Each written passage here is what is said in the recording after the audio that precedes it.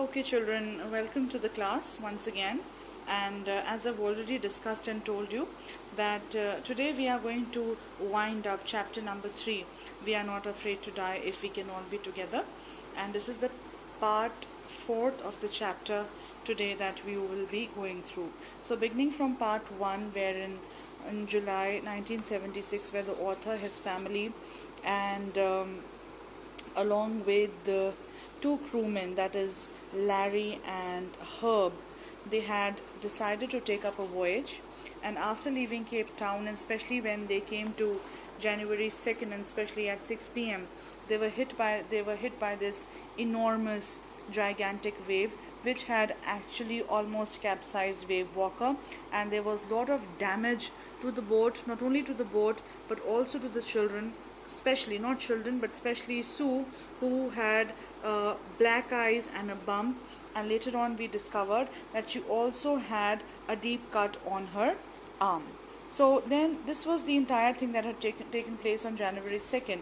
On January 3rd, we saw that the author had to worry about the basic damage, that is to the basic bottom of the boat, because it was smashed down to the keel, and the only next viable option was to find Isle Amsterdam, the island, because the condition in which Wave Walker was at that point of time, they could not take any further hits from the ocean, and also reaching Australia was not possible. So they had to fix the boat come what may. Again, 4th of January, the condition was not very good, and 5th of January again the condition was deteriorating. And in the evening of 5th of January, both the author and his wife, they are very, very hopeless, and they feel that they are not going to survive. But you saw that on January 6th, the wind was easing, and apparently, there was little hope that they could find Isle Amsterdam. And in the end of part 3, what we saw was that this little girl, Sue, she came over, and Sue is badly hurt. Okay, her injuries are really serious, but she comes up to her father, and she comes up with a card. She comes up with a card, and that card has caricatures of her parents, and that card is to say thank you, and it has a positive note which also acts as a motivation for this author, who is also the captain of the ship and also the father of the children, so he has to protect his family. So she just says that let's hope for the best. So this was Sue's reaction over here. But then also this 6-year-old boy, Jonathan, he tells his father that we aren't afraid of dying if we can all be together, you, mommy, Sue and I. So we have seen these amazing two little children of ages 6 and 7, and the way they have been supporting their parents, it's absolutely amazing. They are so sensible. All right, so this is what we saw in the previous 3 sessions that we did. So let us see what happens now. I checked and rechecked my calculations. Who is this I? The author. We had lost our main compass. The compass is used to see the direction in which they are going. So that is used for waterways and otherwise. And I was using a spare which had not been corrected for magnetic variation. So the main compass was lost, but he was using another one. Jiska magnetic variation was not very sure, but he was still kind of going with it, and he was also allowing his own judgments to help him here. I made an allowance for this, and another estimate of the influence of the westerly currents which flow through this part of the Indian Ocean. So the Indian Ocean is influenced by westerly currents of water that come from the western side. So the main compass was not working. He used a spare one, and then he was also trying to study and have an idea of the westerly currents. Right? Now he says that about 2 p.m. I went on deck. At 2 p.m. on 6th of January, he goes on the deck and asked Larry. He gives Larry certain instructions, and they are very important. Please mark them. Asked Larry to steer a course of 185 degrees, to go in the direction to take the boat in the direction of 185 degrees. This is the instruction that he gives Larry. Steer the boat मतलब इस direction में boat को ले जाओ. If we were lucky, I told him with the conviction I did not feel. और वो कहता है अगर मेरी calculation ठीक है, अगर हम lucky हैं, और with the conviction he did not feel. Conviction मतलब उसे वो जो कह रहा था उस बात पे यकीन नहीं था. He was not sure of the fact that whatever I am telling Larry, it's going to work out or not. That is conviction. Conviction is belief. So he says if we were lucky, but he believed that they were not lucky. He could expect to see the island at about 5 p.m. So he told Larry that if the calculations and everything is okay, and if luck is favoring them, he will see. Who is he? Larry, because Larry is steering the boat. He will be able to see the island at about 5 p.m. And which island is it that we are talking about, children? We are talking about Isle Amsterdam, a very small island. Okay, so it was 150,000 kilometers of ocean, और उसमें they were looking for just a 75 kilometer wide island, and that was Isle Amsterdam, which was also a French scientific base. You have already studied it. Okay, so these were the instructions he gave to Larry. Then with a heavy heart, I went below, climbed on my bunk, and amazingly dozed off. And then he went down, he climbed on his bunk, the bed, and surprisingly he just slept. And he dozed off, he slept because he was so tired. His body was no longer able to pull it up, so he just dozed off. When I woke, it was 6 p.m. Fine, from 2 p.m. to 6 p.m. almost, and it was growing dark. जब उसकी आँख खुली, I knew we must have missed the island. And with the sail we had left, we couldn't hope to beat back into the westerly winds. So he woke up at 6 p.m. and he was sure कि Isle Amsterdam miss हो गया है, और जो उनके sails उनके पास थे इस वक्त, okay, he was very sure कि वापस से westerly to beat back the westerly winds was not possible at all. So he was very sure of the fact that he has missed the island, and now they are doomed. They do not have any other option. At that moment, a tousled head, tousled matlab unkempt, uncombed, appeared by my bunk. And somebody came with a tousled head and he says, "Can I have a hug?" Jonathan asked. Sue was right behind him. So who was this tousled head? This was this little boy, Jonathan, 6 years old, and he was having a sister who is 7 years old, and he tells his father, "Can I have a hug?" And the father is saying, "Why am I getting a hug now?" I asked. "Because you're the best daddy in the whole world and the best captain," my son replied. And Jonathan says, "Because you are the best daddy in the whole world and also the best captain." But our author knew that no, today he is not the best captain and the best father, because if he would have been the best captain, he would have been able to take the ship to the island, and if he would have been a best father, he would have been able to save his family. So he says, "Not today, John, I am afraid." So in a very sad state, he says that, "No, son, today I am not the best father or the best captain." "Why you must be," said Sue in a matter-of-fact voice. "You have found the island." And Sue says, "Why? You must be."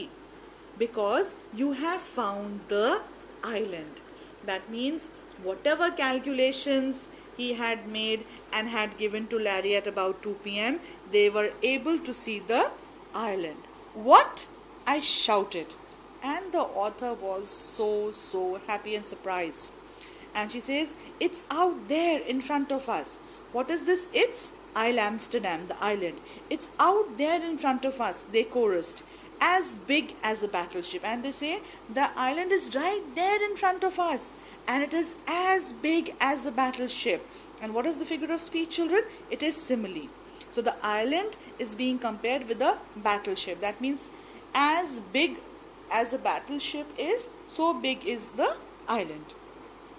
I rushed on deck and gazed with relief at the stark outline of Isle Amsterdam. So he rushed onto the deck and he was so relieved when he saw the outline of the island. और island कैसा था? It was only a bleak piece of volcanic rock with little vegetation. बहुत छोटा सा island था, and basically it was a volcanic rock that had turned into an island. But for the author and his family, it was the most beautiful island in the world. Why? Because they would take refuge in this island and they will fix wave water, and then apparently, or perhaps, they will go ahead with their journey. We anchored offshore for the night, and the next morning, all 28 inhabitants of the island cheered as they helped us ashore. तो उस रात तो वो वहीं पे उन्होंने अपना anchor करा बोट, एंड नेक्स्ट मॉर्निंग उस आइलैंड पे, because it was a French scientific base, जो जितने भी 28 inhabitants थे, people on the island, they helped them ashore. उनको they welcomed on the island. With land under my feet again, my thoughts were full of Larry and Herbie. So now they are saved and he has land under his feet. So his thoughts were full of Larry and Herbie. Okay, कि कितने cheerful and optimistic they had been under direst stress. That Larry and Herb, कितना stressful situation था, but these two crewmen were so cheerful and optimistic. Then he thought of Mary, his wife, who stayed at the wheel for all those crucial hours. Mary, his wife, who had not given up, and all that time she was there steering the wheel. And then he thought of, most of all, I thought of a 7-year-old girl. Who is the 7-year-old girl? Susan, who did not want us to worry about a head injury.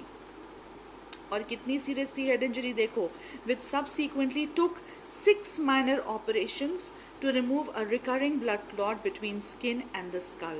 She was so badly injured कि उसके 6 minor operations लगे because there was a recurring a blood clot between the skin and the skull. But still the girl was so positive and so supportive. And he thinks of a 6-year-old boy who was not afraid to die.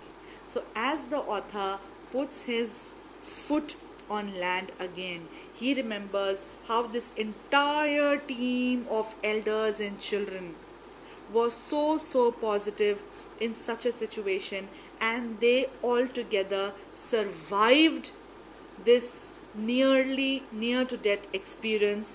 And eventually, what would I say, the title of the story is justified, that we are not afraid to die if we can all be together. So this, my dear children, is the chapter, and let us look at the question answers that you will be doing. So question 1, what difference did you notice between the reaction of the adults and the children when faced with danger?